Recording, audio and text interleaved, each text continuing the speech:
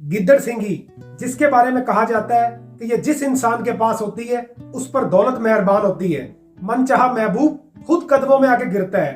ये गिद्दड़ सिंगी कहां से आती है, इसको कैसे रखा जाता है, इस पर बात करेंगे।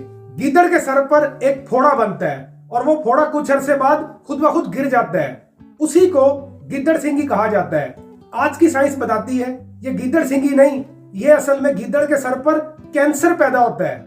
इस गिद्दड़ सिंगी को संदूर में रखा जाता है और इसके बारे में मशहूर है कि ये आपको नफा पहुंचाती है, यानी गिद्दड़ सिंगी हर डेविल विश को पूरा कर देती है।